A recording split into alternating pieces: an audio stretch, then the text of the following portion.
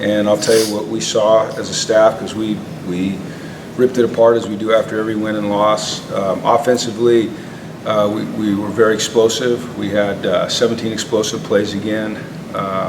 So that was good. We ran the ball again well for the second week in a row. When you're on the road, turnovers are going to hurt you, so we've got to eliminate the turnovers, especially the ones that result in points for them. We had 3 turnovers, and they got the 7 points out of it on the interception. And then, you know, this is played pretty good on offense, but so it's being nitpicky, but that's what we do.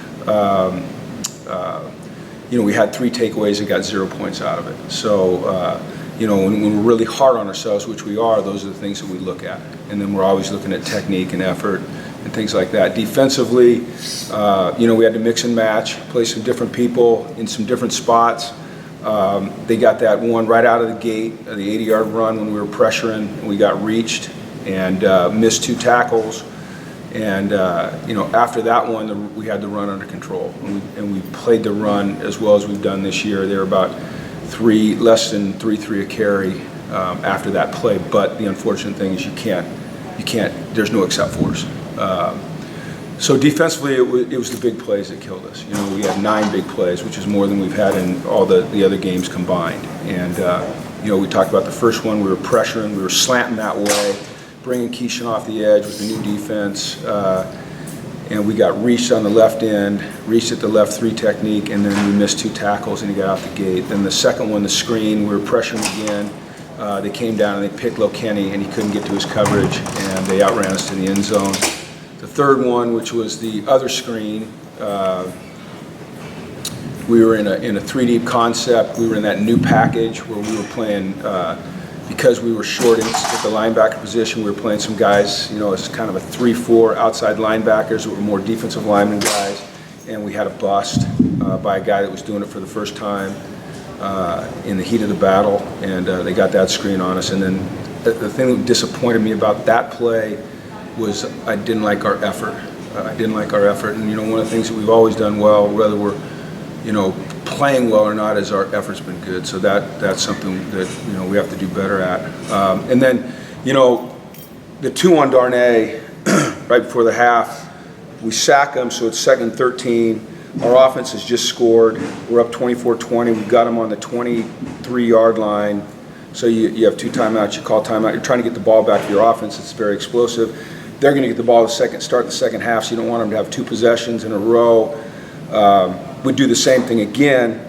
You know, unfortunately, we put Darnay in at nickel in this game, and because we had to, personnel issues, and we put him in a coverage where he was playing outside leverage on a guy running a post, and the guy made a fabulous catch.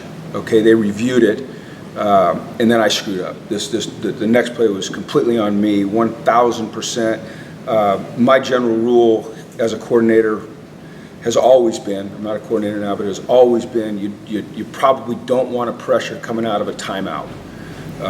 That's, you know, history has taught me through some really bitter lessons over the years, you know, coaching defense, which I've done for a long time, been lucky to be a part of some great ones, is that's not a good time to call a pressure. And Scrap didn't want to pressure.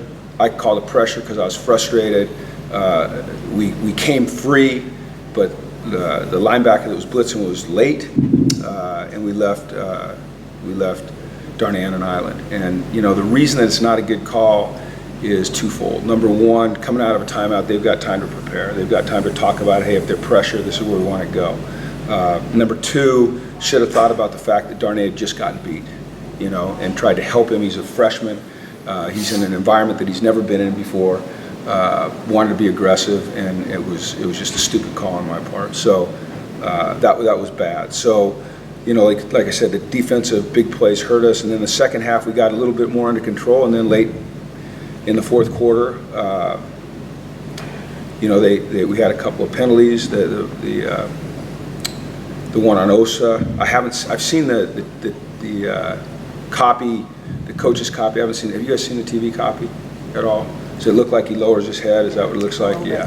Yeah. So it wasn't in the chest. Yeah. If it's in the chest, it was right. It's close. Yeah. And they reviewed it, and they, you know, the problem is that anytime you duck your head, you lose the benefit of the doubt. Because it was a clean hit in terms of the timing, but when he ducked his head, so that cost us. And then they got a couple plays, and then we got him stopped. You know, we got the interception on the fake punt, and I don't think there's anyone on our sidelines that didn't think we were going to go win that game. With 3:01 left and the ball on the 20, we had used our timeouts to preserve time, so everything was, you know, set up for us.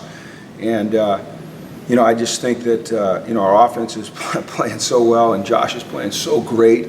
And I think that he, you know, felt so much pressure to try to win the game on his own that, you know, the one that he threw down to Theo, you know, he knows that he should have tried to throw it out of bounds. You know, then we'd had 2nd and 10 instead of 1st and 25. But like I said, after the game with Josh, he's just the ultimate competitor, you know. And I've seen it before with guys, just learning when to say, okay, the play's over. You know, the play's over, we didn't get what we wanted, let's go on to the next play. And that's a hard thing to teach a guy like Josh that's so ultra competitive and has such great confidence in himself. But I don't think there's anyone that didn't think we'd win that game, and we didn't. So we spent hours and hours and hours, like we always do yesterday, evaluating it, ripping it apart, putting it back together. We're trying to get it right. We're working through personnel issues. We're trying to make changes. We're trying to do, you know, what we think is right with our experience to get us in the right place to play better. I think, like I said, we played the run better, but the explosives just, the big plays just killed us. So, you know, we're in a tough spot right now, but we're going to fight through it. We got a tremendous group of young men. I'm talking about a tough spot on defense. Tremendous group of young men. Hopefully we get Kenny Young back. Hopefully we get Jaleel back. Hopefully Boss is, you know, healthy to go. Josh Woods obviously is back. And hopefully that helps us shore up the middle of our defense and settles us down a little bit. So that's kind of it. Right now we're on to Stanford. You know, we did our team run, we did some corrections, and we just introduced some Stanford stuff. But we'll come back and really hit that in earnest at 4 o'clock. I thought this morning in the meeting the attitude was fantastic. They understand that what we have to do is learn from the things that we did well and get better at them, learn from the things that we didn't do well and improve on those, and then move on. And that's what we'll do. So that's a long-winded, right there, analysis of for anyone that wants to watch it. And I'm sure some people will probably cut it off, and some will think I'm full of it. But that's an honest assessment of what happened, as honest as I can be. So, the guys who were on crutches, was there anything that you can tell us about them? If they were on crutches, it doesn't look good. You know me, I don't like to divulge injuries. I'll tell you a couple though, because you're going to know them anyway. Keon Riley is going to have surgery, and he's going to be out for the season, I believe. He's a tough kid. Let me tell you what happened. 2 weeks ago, before we got on the bus, he slipped in the locker room and his shoulder dislocated. They put it back in, and he played against Hawaii, which I thought was unbelievable. I didn't think there was any way he'd play. This week, he's getting out of the cold tub, and he puts his hand down to get out of the cold tub, and his shoulder dislocated again. And so if it's going to dislocate on something like that, the best thing to do is surgically repair it. Now, we traveled him, and we were going to play him in the game, and Keon is such a dang warrior. He says, you know, Coach, just play me. I'm going to have surgery anyway, so if it just blows out all the way, what's it matter?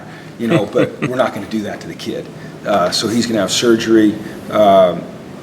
Nate Starks is going to be out a good bit of time, too, you know, potentially the season with the knee. It's not an ACL, it's an MCL, but, you know, he's going to be out a good bit. Jalen's going to fight his ass off, fight his tail off to get back this week. You know, you saw what happened to him, his little ankle. But, you know, he was at treatment 3 times yesterday. You know, he's already been in there twice today. You know, that's the kind of guy he is. So he's fighting to get back. Like I said, hopefully we get Kenny back. Hopefully we get Jaleel back. You know, what a great exhibit of toughness by Pick.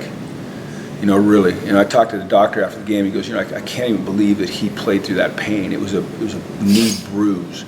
It wasn't a structural thing. It was a bruise. And he says it was significant. Actually, I talked to Dr. DiFiore the night before the game, and he goes, Jim, it's just a pain thing. It's not a structural thing. And after the first series, Pick just said, I'm in. I'm playing. You know, so you got to commend him for that, and he'll continue to get better. It didn't set him back to play. Boss is making improvement. He played a few plays.